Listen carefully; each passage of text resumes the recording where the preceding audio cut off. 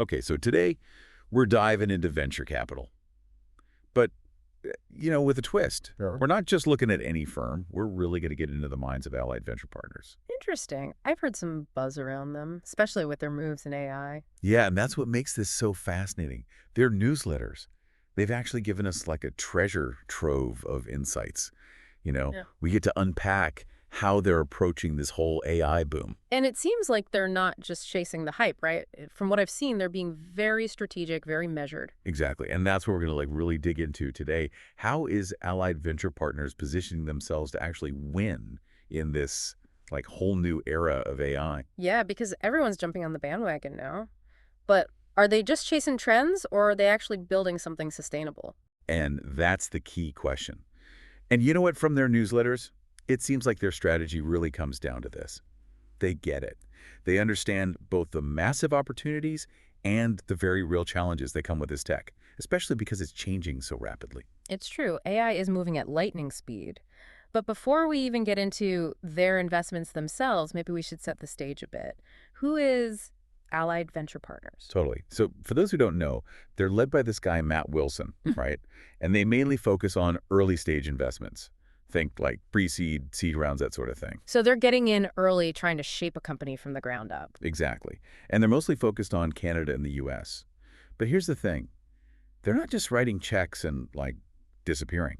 They're known for being really hands-on, actively managing their portfolio, participating in follow-on funding rounds. Which is crucial, especially in a field as fast-paced as AI.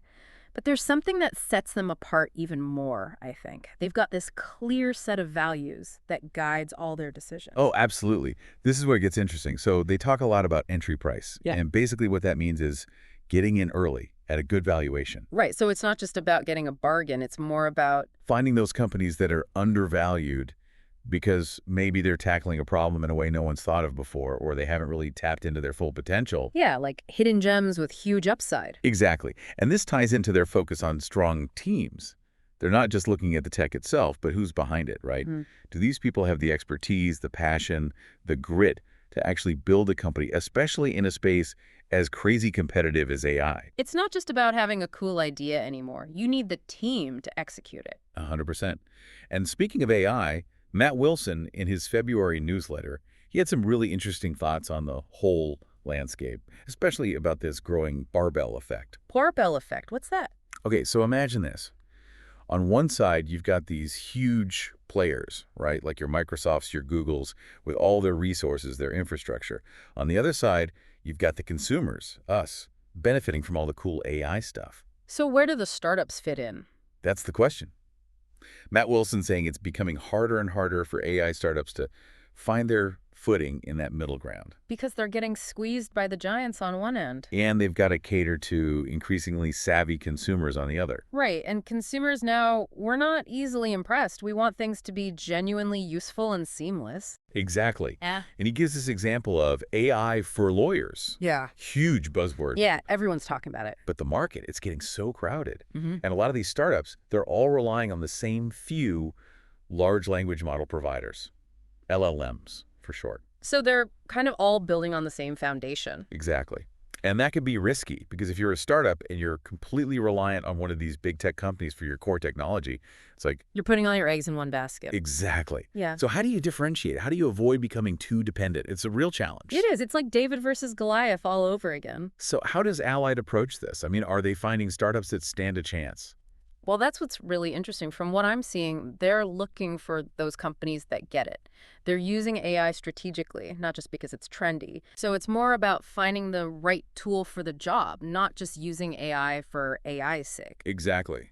They want companies focused on solving a specific problem, but within a big market. And crucially, they're looking for companies building their own unique data sets and algorithms. So they're not just relying on those giant LLMs. They're actually building something of their own. Exactly. It's about long-term vision, creating something sustainable, not just riding the hype wave. Which makes sense because hype fades. But a solid product, a real solution, that's what lasts. And that's what Allied seems to be banking on. And their portfolio, it really reflects this approach. But I think we should probably save that discussion for after the break. All right, so we've talked about Allied's strategy, but let's actually see it in action, yeah. because their portfolio companies, they really give us a glimpse into how they're putting their money where their mouth is.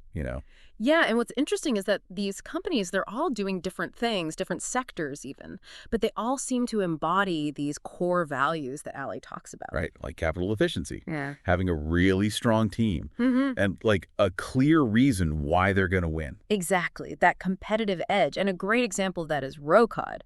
They're building software for construction companies, and let me tell you, they're absolutely crushing it. Yeah, 8-figure revenue already. That's wild for a company at their stage. Mhm. So what's their secret sauce? Well, I think Rocod really highlights Allied's ability to find those companies that are streamlining, really complex processes, but within these huge industries. And construction, it's notoriously inefficient. So Rocod comes in with AI and automation, and they're optimizing everything. Everything. Yeah, from project planning to like how they allocate resources. I mean, they're not reinventing the wheel, right? They're just making it like roll smoothly and I feel faster. like that saying, right? There's gold in niches. And speaking of niches, Tilliter is a perfect example. Remember we were talking about that barbell effect and how tough it is for AI startups to find their place. Yeah, definitely. Well, Tilliter, they seem to have found their sweet spot. They've developed this AI-powered checkout system for grocery stores. And get this, they just landed a nationwide contract with Woolworths. Wow, that's huge, especially here in Australia. Woolworths is like everywhere. Exactly. And you know what? This actually ties into my trip to Sydney. Yeah. I'm hoping to actually see Tilliter's system in action, get a behind-the-scenes look. Oh, that's fantastic. You have to tell me all about it. I mean, to land a deal like that with a major retailer like Woolworths, it shows their tech actually works. Yeah, it's real-world proof, not just some fancy demo. And it goes back to what we were saying about differentiation. Tilliter, they're not just using AI for the sake of it. They're solving a real problem, right? Making checkouts faster, less prone to errors. And they're doing it in a way that can scale, that's cost effective, which, again, aligns perfectly with Allied's focus on capital efficiency. It's about finding those practical uses for AI that solve real-world business problems. And Allied seems to have a knack for that.